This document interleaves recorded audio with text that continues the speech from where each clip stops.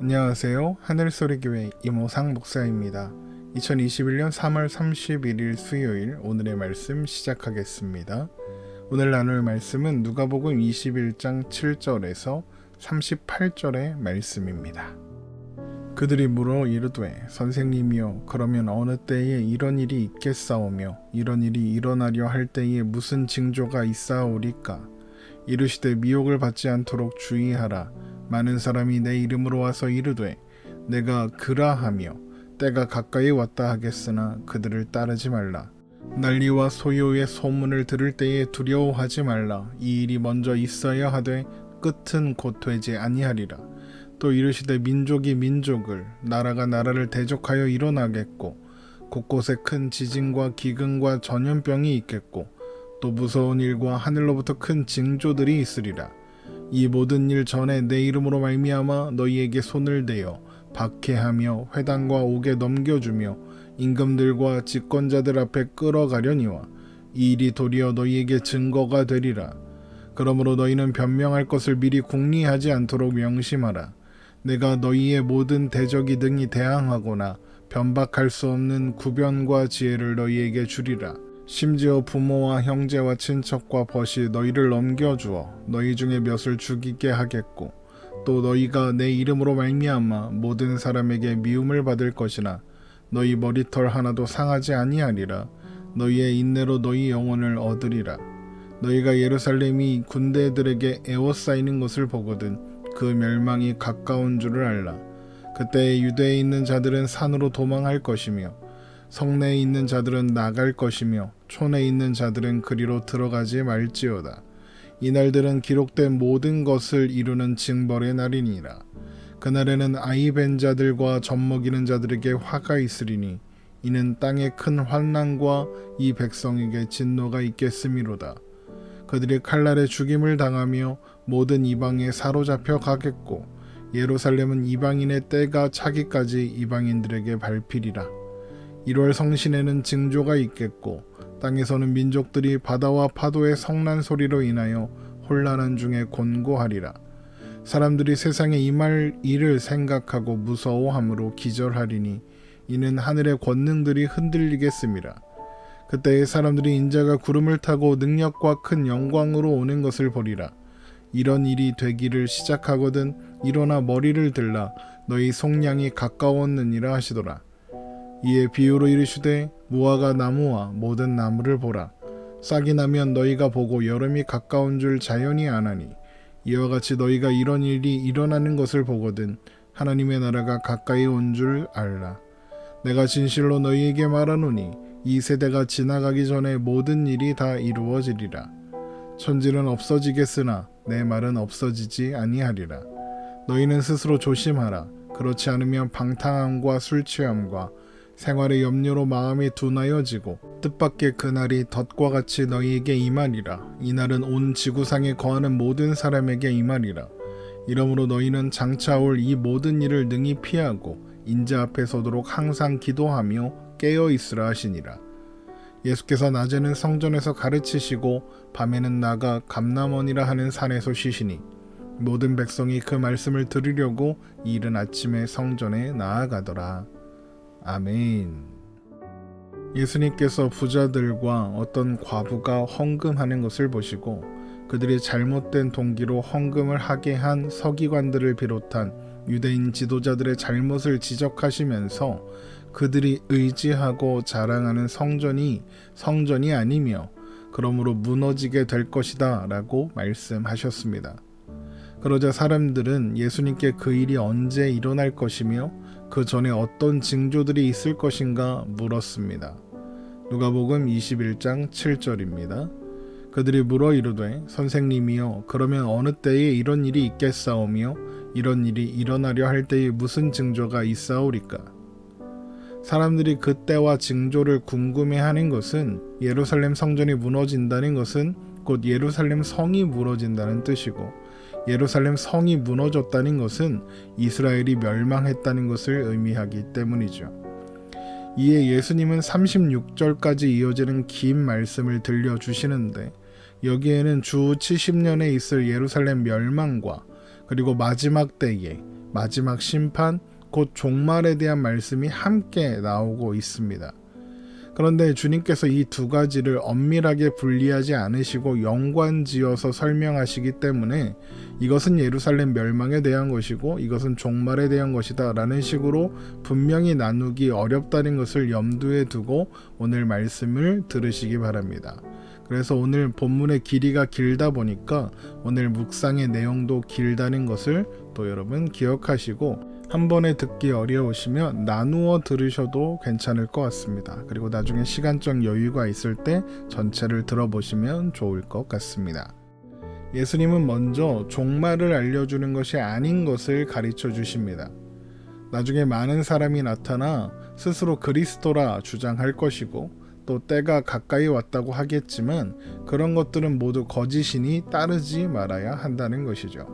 누가복음 21장 8절입니다. 이르시되 미혹을 받지 않도록 주의하라. 많은 사람이 내 이름으로 와서 이르되 내가 그라하며 때가 가까이 왔다 하겠으나 그들을 따르지 말라. 많은 사람이 예수 그리스도의 이름으로 와서 미혹한다는 말은 예수님께서 승천하신 후부터 다시 오실 때까지의 기간이 있다는 것을 전제하는 표현이죠. 실제로 1세기 이후 수없이 많은 자칭 그리스도들이 나타났다가 사라졌고 오늘날에도 여전히 한국에만 자칭 재림 예수들이 수십 명 있습니다. 그래서 예수님께서 미혹받지 않도록 주의하라 하신 이유를 잘 알 수 있죠. 또한 제자들은 난리와 소요의 소문을 들을 때에도 두려워하지 말아야 합니다. 그런 일들이 있을 것이나 그것이 끝을 의미하는 것은 아니기 때문입니다. 누가복음 21장 9절입니다. 난리와 소요의 소문을 들을 때에 두려워하지 말라. 이 일이 먼저 있어야 하되 끝은 곧 되지 아니하리라. 세상에는 민족이 민족을, 나라가 나라를 대적하여 일어나는 일들, 그러니까 국제적인 분쟁과 전쟁과 다툼과 혼란이 있을 것입니다. 누가복음 21장 10절입니다. 또 이르시되 민족이 민족을, 나라가 나라를 대적하여 일어나겠고 또한 지진과 기근과 전염병을 비롯한 거대한 자연현상들이 일어날 것입니다. 누가복음 21장 11절이죠. 곳곳에는 큰 지진과 기근과 전염병이 있겠고 또 무서운 일과 하늘로부터 큰 징조들이 있으리라. 그러나 이 모든 일들은 주님이 다시 오실 때까지 늘 있을 일이지 종말을 의미하는 것이 아닙니다. 그런데 이 모든 일이 있기 전에 제자들, 곧 교회는 박해를 받는 일이 있을 것입니다. 그러나 그 박해받는 일이 복음을 증거할 기회가 될 것입니다. 그러므로 제자들은 그것을 미리 두려워하거나 무슨 말을 해야 할지 미리 걱정할 필요가 없죠. 예수님께서 제자들에게 모든 대적들 앞에 능히 말할 수 있는 능력과 지혜를 주실 것이기 때문입니다. 누가복음 21장 12절에서 15절입니다. 이 모든 일 전에 내 이름으로 말미암아 너희에게 손을 대어 박해하며 회당과 옥에 넘겨주며 임금들과 집권자들 앞에 끌어가려니와 이 일이 도리어 너희에게 증거가 되리라. 그러므로 너희는 변명할 것을 미리 궁리하지 않도록 명심하라. 내가 너희의 모든 대적이 능히 대항하거나 변박할 수 없는 구병과 지혜를 너희에게 주리라. 사실 예수님은 이미 이것에 대해서 누가복음 12장에서 이렇게 가르치신 적이 있었습니다. 누가복음 12장 11절에서 12절입니다. 사람이 너희를 회당이나 위정자나 권세 있는 자 앞에 끌고 가거든 어떻게 무엇으로 대답하며 무엇으로 말할까 염려하지 말라. 마땅히 할 말을 성령이 곧 그때에 너희에게 가르치시리라 하시니라. 박해를 받고 또 대적들 앞에 끌려가게 되더라도 성령께서 주시는 그 말을 하면 그뿐 두려워할 필요가 없는 것입니다. 그리고 그 일은 사도행전의 여러 사건을 통해서 확인하고 또 읽을 수 있습니다. 심지어 제자들은, 그러니까 교회는, 그리스도인들은 가족들과 친구들에게 마저 버림받고 또 모든 사람들에게 미움을 받게 되고 죽임을 당할 수도 있습니다. 그러나 두려워할 필요는 없죠. 하나님께서 교회를, 제자들을, 그리스도인들을 끝까지 지키실 것이니까요. 누가복음 21장 16절에서 19절입니다. 심지어 부모와 형제와 친척과 벗이 너희를 넘겨주어 너희 중에 몇을 죽이게 하겠고 또 너희가 내 이름으로 말미암아 모든 사람에게 미움을 받을 것이나 너희 머리털 하나도 상하지 아니하리라. 너희의 인내로 너희 영혼을 얻으리라. 혹 박해 가운데 어려움을 겪고 고통을 겪고 심지어 생명을 잃게 되더라도 하나님께서 우리 영혼을 안전하게 하나님 보좌 앞에 두실 것이니까요. 그래서 예수님은 마태복음 10장 28절에 몸은 죽여도 영혼은 능히 죽이지 못하는 자들을 두려워하지 말고 오직 몸과 영혼을 능히 지옥에 멸하실 수 있는 이를 두려워하라 라고 말씀하셨던 것입니다. 그러나 우리는 하나님을 두려워할 필요가 없죠. 하나님께서 우리 편을 들어주시니까요. 그리고 나서 주님은 이제 예루살렘 멸망과 성전 파괴에 대한 이야기를 들려주십니다. 예루살렘이 군대에 에워싸이게 되면 예루살렘의 멸망이 가까웠다는 의미라는 것이죠. 그때에는 예루살렘 성에 머물거나 예루살렘 성에 들어가지 말고 산으로 도망가야 할 것입니다. 누가복음 21장 20절에서 22절입니다. 너희가 예루살렘이 군대들에게 에워싸이는 것을 보거든 그 멸망이 가까운 줄 알라. 그때 유대에 있는 자들은 산으로 도망할 것이며 성내에 있는 자들은 나갈 것이며 촌에 있는 자들은 그리로 들어가지 말지어다. 이날들은 기록된 모든 것을 이루는 징벌의 날이니라. 실제로 주 70년 로마의 군대가 예루살렘을 포위하는데 그때 예수님의 말씀을 기억하고 있었던 사람들, 그러니까 그리스도인들은 산으로 피해서 무사할 수 있었다고 합니다. 유대 역사가인 요세푸스는 예루살렘이 멸망하는 과정에서 110만 명이 죽었고 10만 명이 포로로 잡혀갔다고 기록하고 있습니다. 그날에 부모들은 아직 태어나지 않은 아기들과 젖먹이는 아이들을 지킬 수 없을 것입니다. 요세푸스는 이것에 대하여 예루살렘이 포위되어 있을 때 먹을 것이 없었던 사람들은 자신들의 어린아이를 삶아 먹기까지 했다, 이렇게 기록하고 있습니다. 누가복음 21장 23절에서 24절입니다. 그날에는 아이 벤 자들과 젖먹이는 자들에게 화가 있으리니 이는 땅에 큰 환난과 이 백성에게 진노가 있겠음이로다. 그들이 칼날에 죽임을 당하며 모든 이방에 사로잡혀 가겠고 예루살렘은 이방인의 때가 차기까지 이방인들에게 밟히리라. 여기에서 이방인의 때가 차기까지라는 것은 1차적으로는 로마가 강한 힘을 휘두르는 때를 의미합니다. 그러나 더 넓은 의미로는 교회를 반대하는 모든 세력들이 교회를 핍박하고 대적하며 반대하는 그런 기간을 의미합니다. 그러나 여기에서 중요한 것은 이방인들, 여기에서 이방인이란 교회를 대적하는 모든 세력을 가리키는 표현입니다. 이방인들이 활동할 수 있는 기간이 정해져 있다. 이것이 중요합니다. 하나님이 정하신 때, 곧 마지막 때가 되면 그들은 하나님의 심판을 받게 될 것입니다. 그러므로 하나님 나라를 소망하며 그리스도 안에 있는 자들은 그 때를 견디고 인내하며 있으면 되는 것입니다. 두려워할 필요가 없는 것이죠. 이렇게 예루살렘 멸망에 대한 이야기가 종말에 대한 이야기로 자연스럽게 전환되었죠. 누가복음 21장 25절에서 28절입니다. 1월 성신에는 징조가 있겠고 땅에서는 민족들이 바다와 파도의 성난 소리로 인하여 혼란한 중에 곤고하리라. 사람들이 세상에 임할 일을 생각하고 무서워함으로 기절하리니 이는 하늘의 권능들이 흔들리겠음이라. 그때 사람들이 인자가 구름을 타고 능력과 큰 영광으로 오는 것을 보리라. 이런 일이 되기를 시작하거든 일어나 머리를 들라 너희 속량이 가까웠느니라 하시더라. 어떤 징조가 있을 것이다. 1월 성신의 징조가 있고 땅에서 민족들이 바다와 파도의 성난 소리로 혼란하고 공고할 것이다. 이런 이야기는 어떤 특별한 사건이 있어야 예수님이 오신다, 이런 말이 아니라 세상은 늘 그렇게 불완전하고 금방이라도 무너질 것 같은 모습으로 존재할 것이다. 그러므로 그것을 보고 이 세상은 멸망할 수밖에 없다는 것, 사라질 수밖에 없다는 것을 알라는 것입니다. 그리고 그러므로 하나님 나라가 반드시 임할 것이다. 이것을 알아야 한다. 이런 의미입니다. 또한 인자, 곧 예수님께서 구름을 타고 능력과 큰 영광으로 오신다는 것은 서유기에 나오는 손오공처럼 구름을 타고 오신다, 이런 의미가 아니라 영광 가운데 오신다는 의미입니다. 성경에서 구름이나 연기는 하나님의 영광의 임재, 쉐카이나의 영광을 상징하기 때문입니다. 주님께서 영광 가운데 오시는 것을 보게 되는 그날은 최후 승리, 하나님의 백성들의 속량의 날이 될 것입니다.